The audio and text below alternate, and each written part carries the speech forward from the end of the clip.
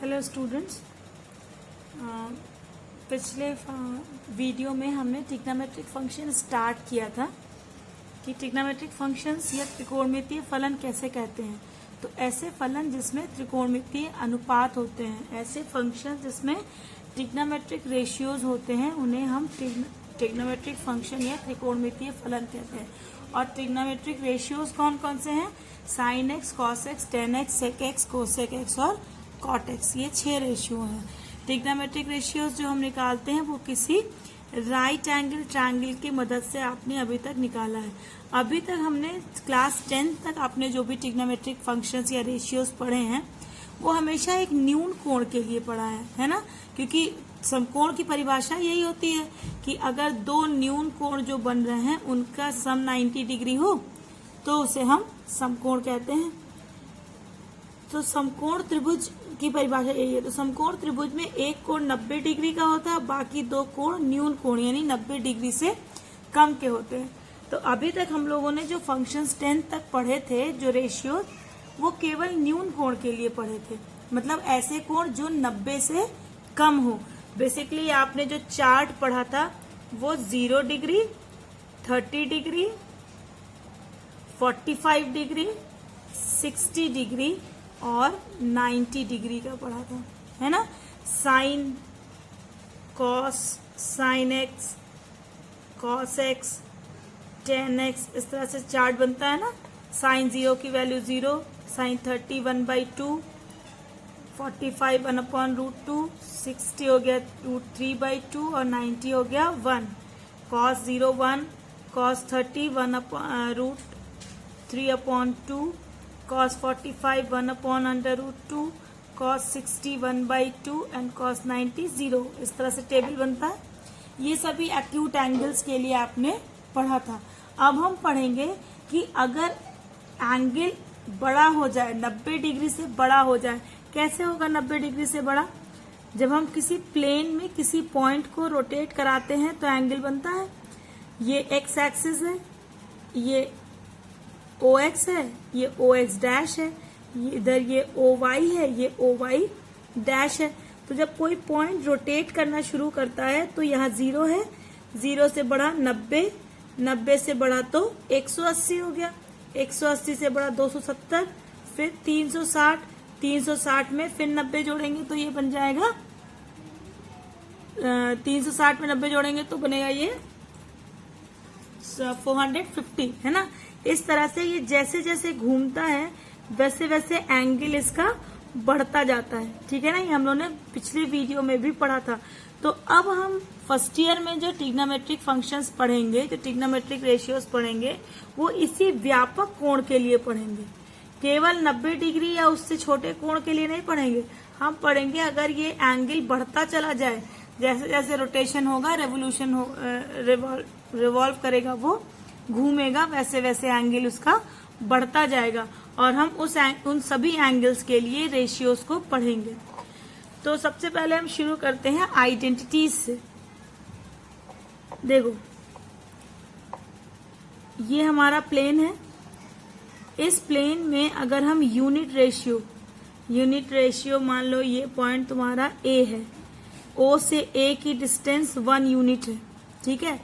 अगर इसे हम रेडियस लेकर एक सर्किल ड्रॉ करें, ऐसे सर्कुलर पाथ पे ये मूव करेगा। कोई पार्टिकल हमारा इस तरह से मूव कर रहा है, इसे हम कहते हैं यूनिट सर्किल। यूनिट सर्किल का रेडियस 1 होता है, यूनिट, ठीक है। तो A का कोऑर्डिनेट अगर हम निकालें तो A का कोऑर्डिनेट कितना हो जाएगा? एक्स एक्सिस पर 1, Y एक्सिस का 0। ऐसे ही इधर अब लिख लें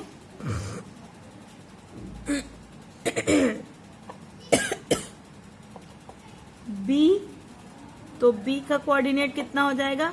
ये भी तो इसका रेडियस ही है तो 1 होगा। ये एक्स, पूरे Y एक्सिस पर X की वैल्यू 0 होती है, पूरे X एक्सिस पर Y की वैल्यू 0 होती है। तो B का कोऑर्डिनेट हो गया 0 1। C का कोऑर्डिनेट कितना हो जाएगा? X माइनस हो जाएगा, माइनस में -1 और 0, और इसे डाल दें हम D, तो D का कोऑर्डिनेट हो जाएगा 0 -1। ठीक है, ये इसके कोऑर्डिनेट्स लिख दिए मैंने। अब हम मानते हैं कि इस पर कोई पॉइंट P है, P का कोऑर्डिनेट मान लिया A B है, तो अगर O को हम P से मिलाएं तो ये रेडियस ही होगा, क्योंकि सेंटर को किसी भी सरकमफ्रेंस पे किसी भी पॉइंट से मिलाएं तो वो रेडियस ही होता है, तो इसकी वैल्यू भी कितनी होगी 1, है ना। अब ये लिखा है P का कोऑर्डिनेट A और B, मतलब x एक्सिस पर, इसको हम ऐसे मिला दें तो x एक्सिस पर डिस्टेंस कितनी है A, और y एक्सिस पर ये डिस्टेंस है B। तो ये लाइन और ये लाइन पैरेलल है, तो जितनी यहाँ से यहाँ तक की डिस्टेंस होगी उतनी ही यहाँ से यहाँ तक की। सपोज करो ये कोई पॉइंट M है, तो PM की वैल्यू हो गई B और OM की वैल्यू हो गई A। ठीक है, और O से A तक पूरा हो गया 1 यूनिट, तो 1 यहाँ पे लिख दिया है, कंफ्यूजन होगा। ठीक है, तो ये वैल्यू हो गई, ये फिगर समझ में आ गया।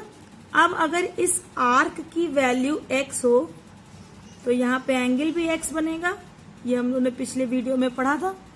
ठीक है, तो यहाँ से ये परपेंडिकुलर है तो ये 90 डिग्री का एंगल बनाएगा। पाइथागोरस थ्योरम अगर हम लगाएं यहाँ पे, तो पाइथागोरस थ्योरम के अकॉर्डिंग क्या होता है, पाइथागोरस थ्योरम के अकॉर्डिंग होता है कर्ण का स्क्वायर लंब के स्क्वायर और आधार के स्क्वायर के बराबर होता है, यानी OP square is equal to OM square plus PM square. ये होगा OP स्क्वायर, OP कितना है 1, यानी 1 का square is equal to OM कितना है A का स्क्वायर प्लस PM है B का स्क्वायर, तो ये हो गया A square plus B square is equal to 1। समीकरण 1 डाल दो। अब अगर ये एंगल x है तो साइन थीटा कितना होता है, साइन थीटा, यहाँ पे x है तो हम x ले लेते हैं, sine x is equal to होता है परपेंडिकुलर अपॉन हाइपोटेनियस, होता है ना, परपेंडिकुलर लंब बटा कर्ण, तो ये बराबर हो जाएगा PM अपॉन OP। PM की वैल्यू कितनी है B upon 1, it is equal to 1। Sine x की वैल्यू आ गई 1।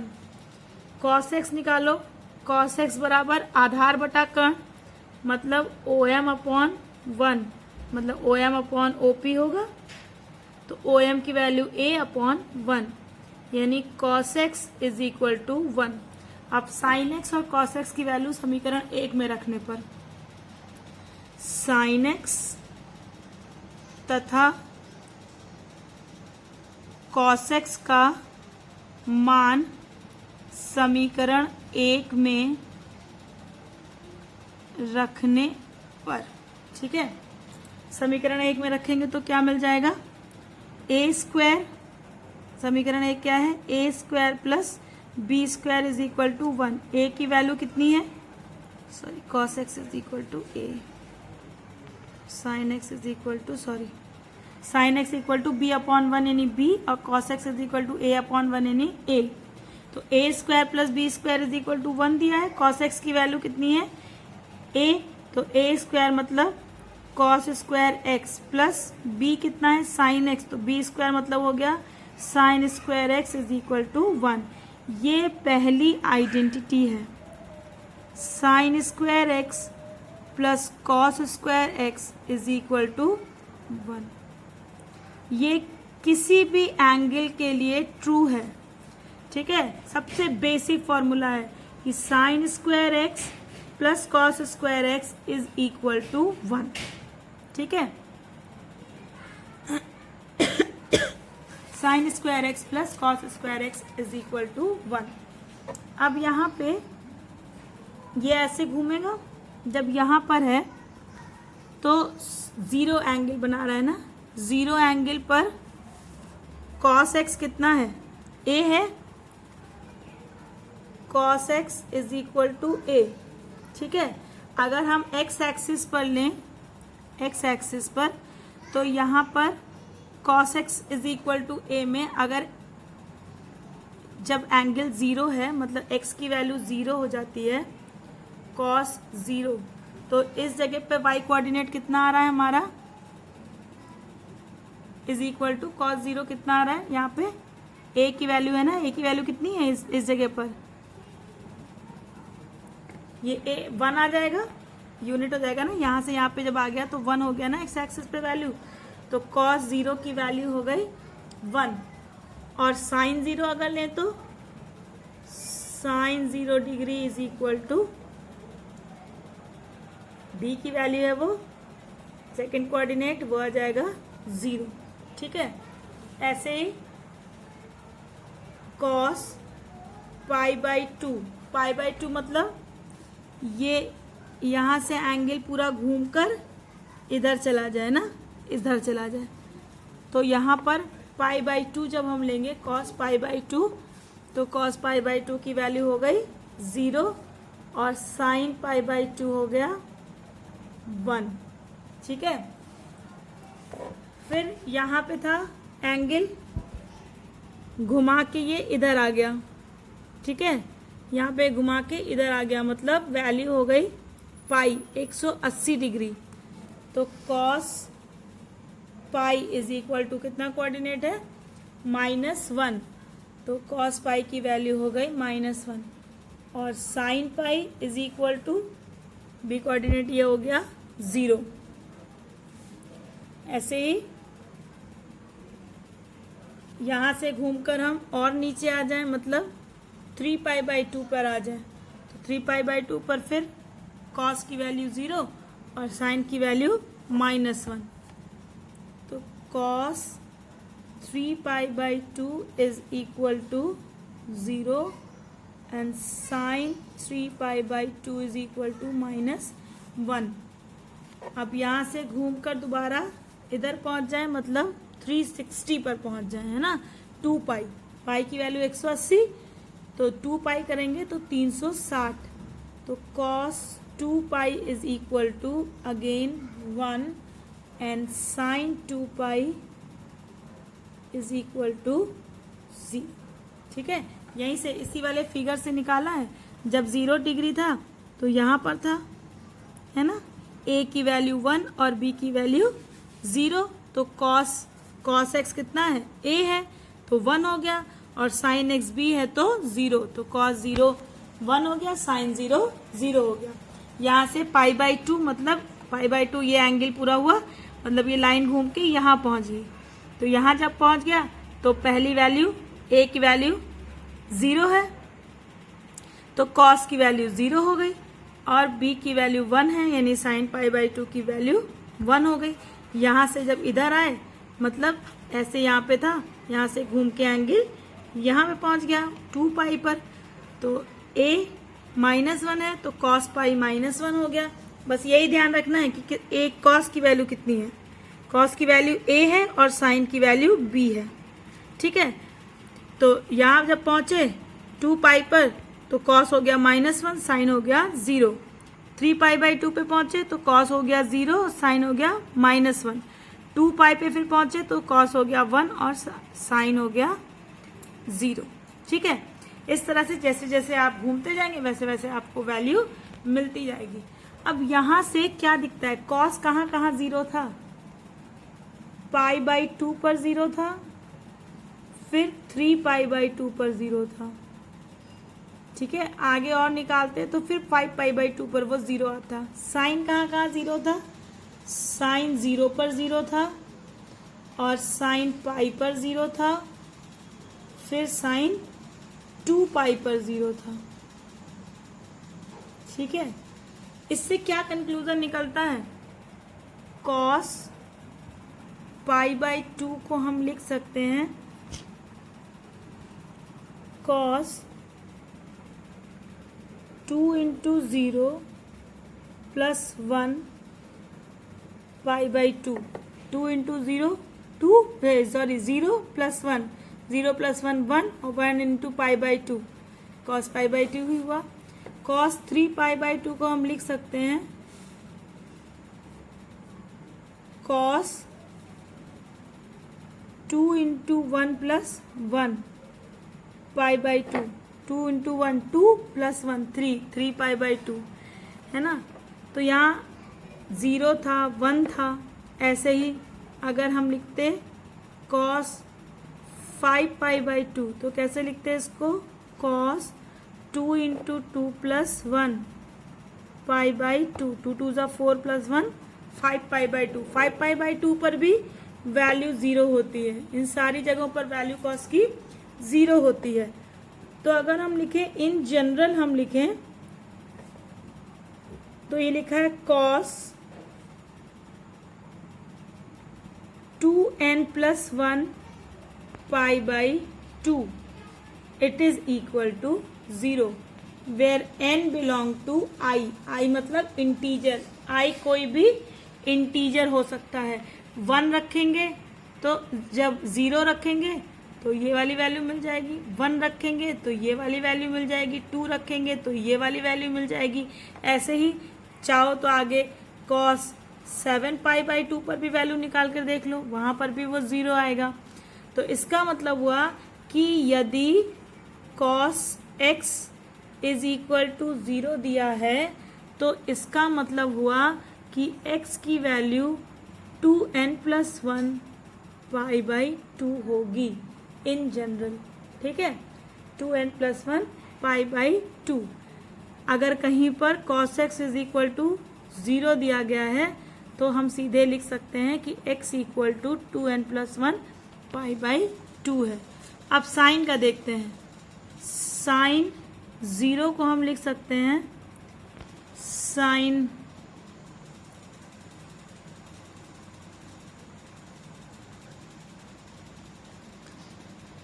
जीरो इंटू पाई लिख सकते हैं ना, 0 इंटू पाई 0 होगा, इसकी वैल्यू 0 होती है।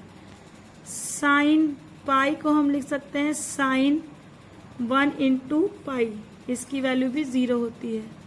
साइन 2 पाई को हम लिख सकते हैं साइन 2 इंटू पाई, इसकी भी वैल्यू 0 होती है। इस तरह से हम और भी लिख सकते हैं, यानी in general sine n pi is equal to 0 होता है where n belongs to i, ठीक है, जहाँ पे n क्या है, i को बिलोंग करता है।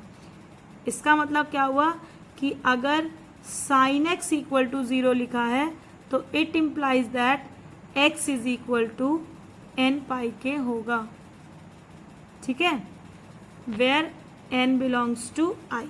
ये बहुत इम्पॉर्टेंट निष्कर्ष है ये दोनों, और ये अभी से लेकर आप जब तक मैथमेटिक्स पढ़ेंगे हमेशा काम आएगा कि अगर cos x की वैल्यू 0 दी गई है तो इसका मतलब x equal to general value x की 2n plus 1 pi by to होगी, और अगर sin x इक्वल टू 0 दिया गया है तो x की जनरल वैल्यू n पाई के बराबर होगी, ठीक है, ये हमेशा याद रखना है। अब रेसिप्रोकल या व्युत्क्रम संबंध, व्युत्क्रम संबंध, व्युत्क्रम संबंध क्या होता है, sec x is equal to 1 upon cos x। अब हमने जब ये बताया था इसे हमने कहा था आइडेंटिटी है, ठीक है ना, ये आइडेंटिटी है। ये आइडेंटिटी मतलब हिंदी में उसे कहते हैं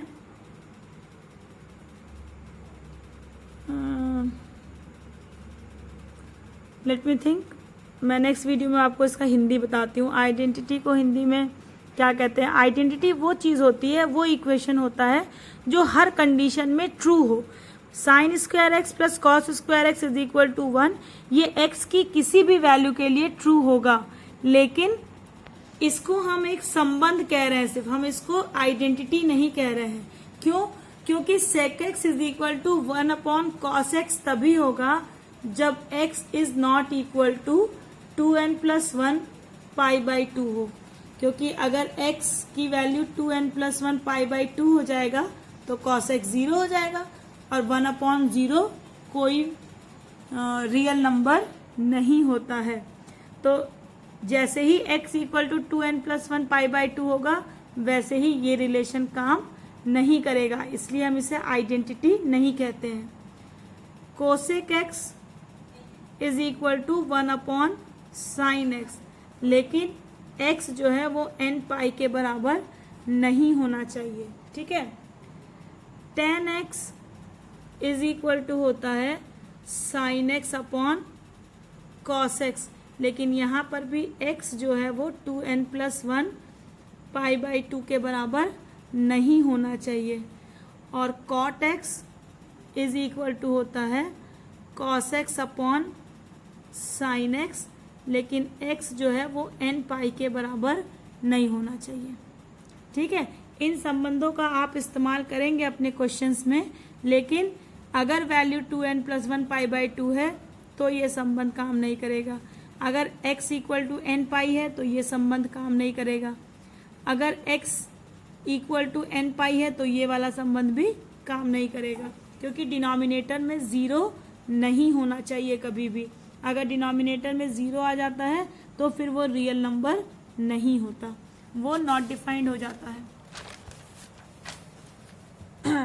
आई होप कि आपको ये वैल्यू समझ में आई होंगी, ये रिलेशन समझ में आया होगा रेसिप्रोकल का।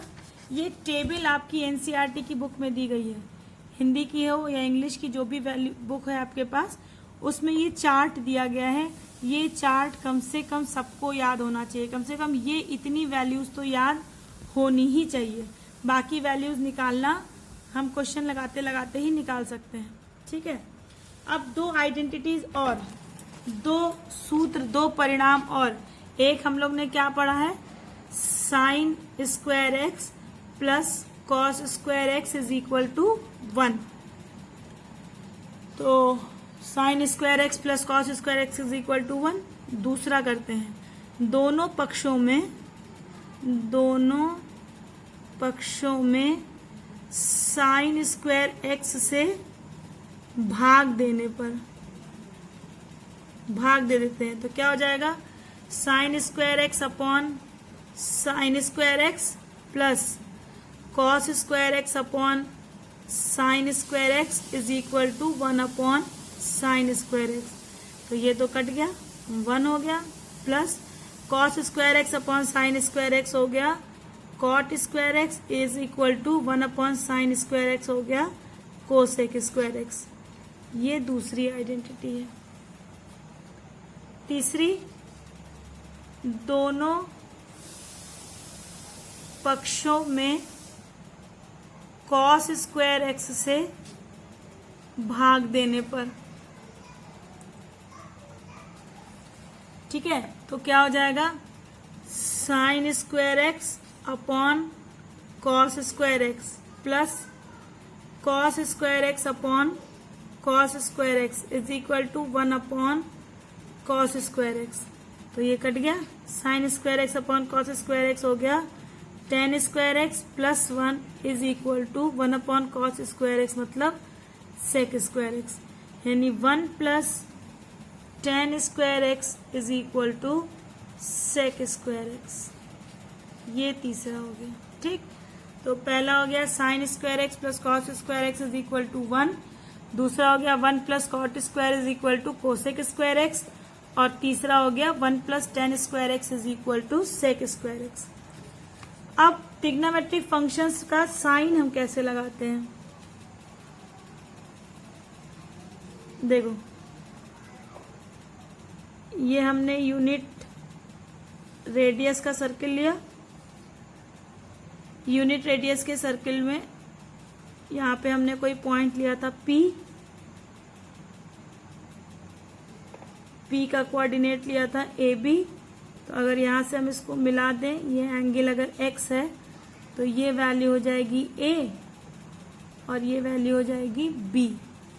ठीक है, तो फर्स्ट क्वाड्रेंट में साइन थीटा निकालेंगे तो ये बराबर आएगा B अपॉन 1, ये 1 है ना, तो B अपॉन 1 B आ जाएगा।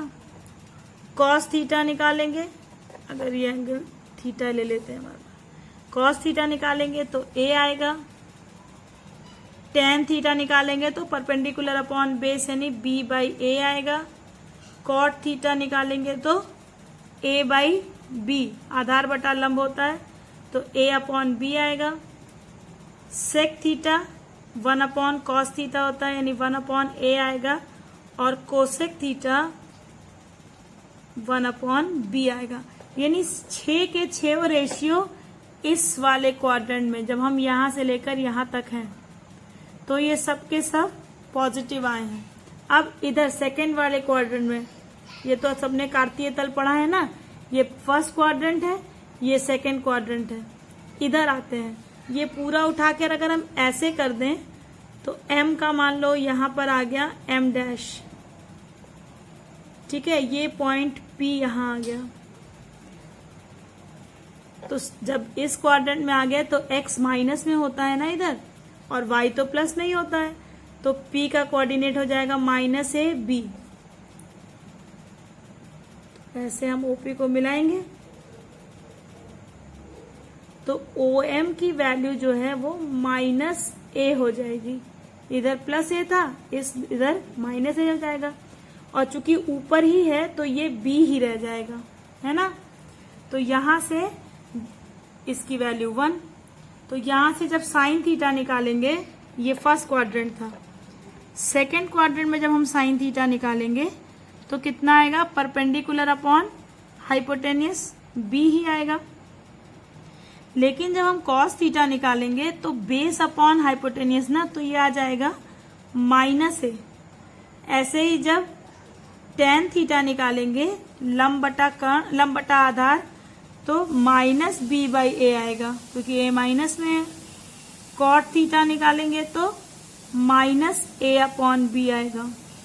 ऐसे ही जब सेक थीटा निकालेंगे, सेक क्या होता है, 1/cos, तो -1/a आ जाएगा, और कोसेक 1/sin थीटा होता है तो 1/b। तो अब देखो इसमें साइन केवल पॉजिटिव है और कोसेक पॉजिटिव है, बाकी सारे के सारे रेशियो नेगेटिव है। यानी सेकेंड क्वाड्रेंट में साइन थीटा और कोसेक थीटा की वैल्यू पॉजिटिव होती है, बाकी के सभी एंगल्स नेगेटिव होते हैं, ठीक है। जब तीसरे क्वाड्रेंट में आएंगे तो ये P था, ये P डैश था, मान लो यहां पर ये हो गया Q, कर्ण तो वही रहेगा, एक है ना, डिस्टेंस है, रेडियस है ये। अब ये वैल्यू भी नेगेटिव हो जाएगी, ये -b हो जाएगा, और ये वैल्यू भी नेगेटिव हो जाएगी। तो थर्ड क्वाड्रेंट में जब हम जाएंगे तो साइन भी नेगेटिव होगा,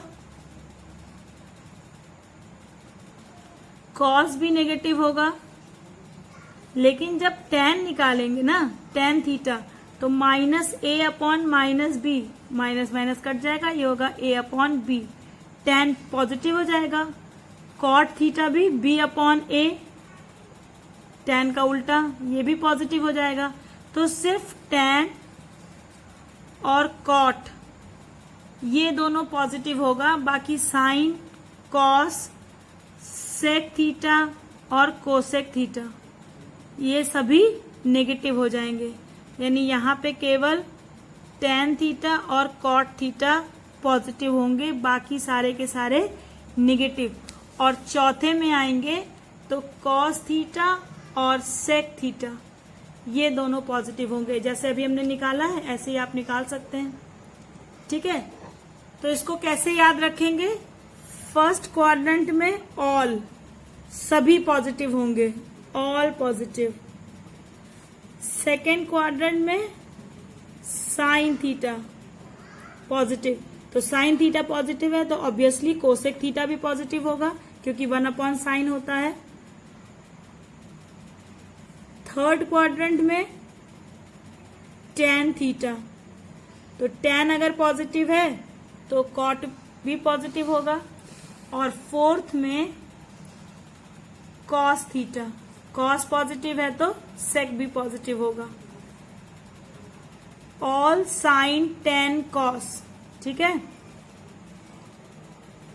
ऑल साइन tan cos, बस ये याद रखना है। पहले क्वाड्रेंट में सभी पॉजिटिव, दूसरे में साइन और कोसेक पॉजिटिव, तीसरे में टैन और कॉट पॉजिटिव, चौथे में कॉस और सेक पॉजिटिव। ये हम लोग क्यों पढ़ रहे हैं? क्योंकि इसके बाद एक्सरसाइज में आपको सिर्फ ये दिया रहेगा कि एंगल किस क्वाड्रेंट में है।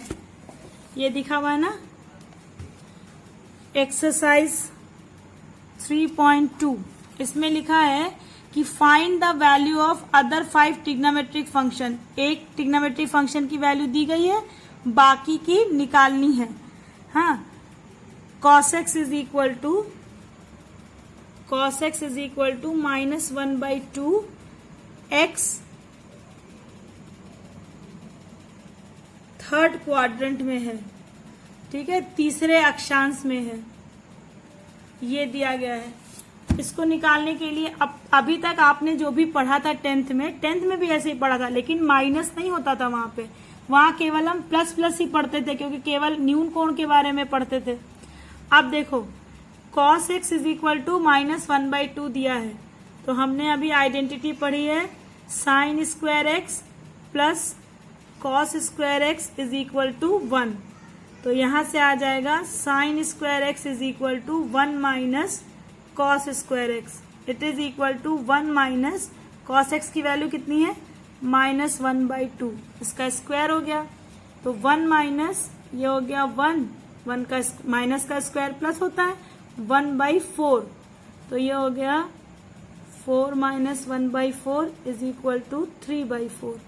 ये साइन स्क्वायर एक्स की वैल्यू आई, तो साइन एक्स कितना हो जाएगा, sine x is equal to plus minus √3/2। ये प्लस माइनस क्यों आया? क्योंकि जब हम स्क्वायर रूट निकालते हैं तो नेगेटिव और पॉजिटिव दोनों आता है, क्योंकि -2 का स्क्वायर भी 4 होगा और +2 का स्क्वायर भी 4 होगा। ऐसे ही प्लस √3/2 का स्क्वायर करेंगे तब भी हमें 3/4 मिलेगा, और -√3/2 का स्क्वायर करेंगे तब भी हमें 3/4 मिलेगा। तो ये वैल्यू प्लस और माइनस दोनों में ही हो सकती है, लेकिन लिखेंगे चूंकि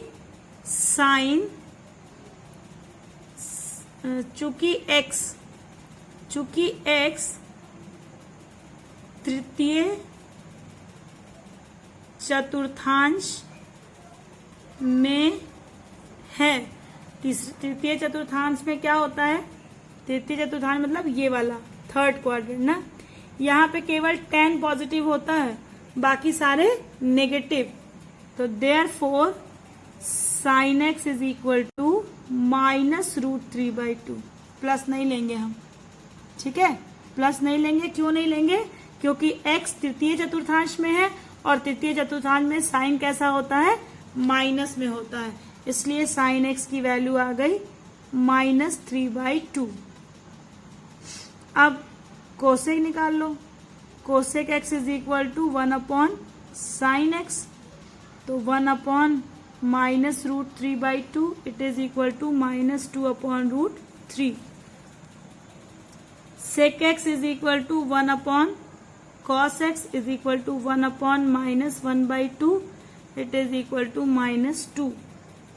tan x is equal to sin x upon cos x। sin x कितना है -√3/2, cos x है -1/2, minus minus cancel, 2 cancel, it is equal to √3। और cot x is equal to 1/tan x it is equal to 1/√3। आ गई value पांचों की। ये cot x की वैल्यू हो गई, ये tan x की वैल्यू हो गई, ये sec x की हो गई, ये cosec x की हो गई। निकल गया 1 2 3 4 5, बाकी के 5 निकल गए। ऐसे ही आपको पूरी एक्सरसाइज करनी है, ठीक है। सो आई होप आपको आज का वीडियो समझ में आया होगा। अगर यहाँ पे जहाँ मैंने ये ज्योमेट्रिकल इंटरप्रिटेशन बताया है, अगर यहाँ पे कोई भी कंफ्यूजन हो तो आप मुझे बताइए, और मैं सजेस्ट करूंगी कि आप वीडियो को 1 बार 2 बार देखिए, जिससे कि अगर कोई जहाँ पे आपको थोड़ा सा लग रहा है वो फिर से समझ में आए, और अगर फिर भी समझ में नहीं आता है तो you can ask me. Okay, so till then keep on practising. Exercise 3.2 आपको कंप्लीट करना है और फिर हम नेक्स्ट वीडियो में नेक्स्ट एक्सरसाइज करेंगे. Till then good bye.